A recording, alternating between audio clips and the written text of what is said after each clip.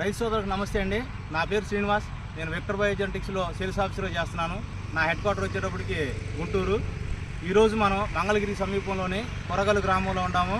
బాజీ గారి చేలో మన ప్రీవెంట్ అనే మందు స్ప్రే చేయించడం జరిగింది. ఆ మందు యొక్క పనితనం మన రైతు బాజీ గారి మాటల్లోనే విందాం. సార్ నమస్తే అండి బాజీ గారు. సార్ ఈ విక్టర్ అనేది ప్రీవెంట్ అనే మందు మీరు స్ప్రే చేశారు కదా, స్ప్రే చేసి వాళ్ళకి ఎన్ని రోజులు అవుతుంది? ఈ రోజుకి 8 రోజులు. 8 రోజులు.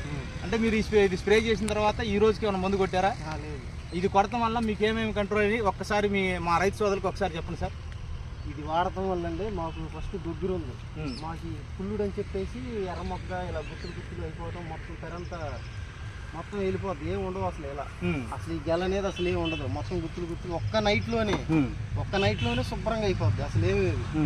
కానీ అంతకు ముందుగా నేను వాడాను, ఏ మందు వచ్చినా అసలు ఏ మందు వాడినా అసలు వాడటంలో మాకు అసలు ఆగట్లేదు. ఏ మందు కొట్టినా కానీ మీకు ఎర్రపురుగు అనేది ఆగట్లేదు, కంట్రోల్ లేదు, అసలు పూలు లేదు. కానీ ఇది ఎప్పుడైతే ఈ మందు వాడానో, వాడిన తెల్లవారి నుంచే గుగ్గిరి పోయింది, పువ్వు నీట్గా చూడండి, పూలు కూడా బాగా సైజు అసలు బాగా సైజు వచ్చినాయి, గుగ్గిరి లేదు, నల్లిపోయింది, మళ్ళీ కుళ్ళుడు ఎర్ర మొగ్గ అసలు అన్ని అసలు సంపూర్తిగా చక్కగా పోయింది. చూడండి మొక్క నాది 2 ఎకరాలు అండి, అది గుడ్లు. ఇప్పుడు ఇది మీరు మనం ప్రీవెంట్ కొట్టిన తర్వాత వచ్చిన సరేనంటారు. అయితే ప్రీవెంట్ కొట్టక తలికొన్న చేను యొక్క పరిస్థితి చూడండి అండి. మల్లె తోటలో ప్రీవెంట్ కొట్టక ముంగల ఇదిగోండి ఇలా ఉంటది. ఇదంతా కూడా ఈ తరి మొత్తం కూడా ఇలా ఉన్న స్టేజ్ లో మనం ప్రీవెంట్ అనే ముందు కొట్టడం జరిగింది. సేమ్ ఇదంతా ఈ తరి మొత్తం కూడా మనం ముందు కొట్టక ముంగలది. కొట్టిన తర్వాత చూడండి అండి ఎలా ఉందో. ముందు కొట్టిన తర్వాత చూడండి వచ్చే ఇగురు కానివ్వండి, ఈ పూత చూడండి ఎంత నీట్ గాను ఎంత బాగా వచ్చిందో. ఒకసారి అలాగే చేను పైన చూడండి అండి ఫీల్డ్ ఎలా ఉందో.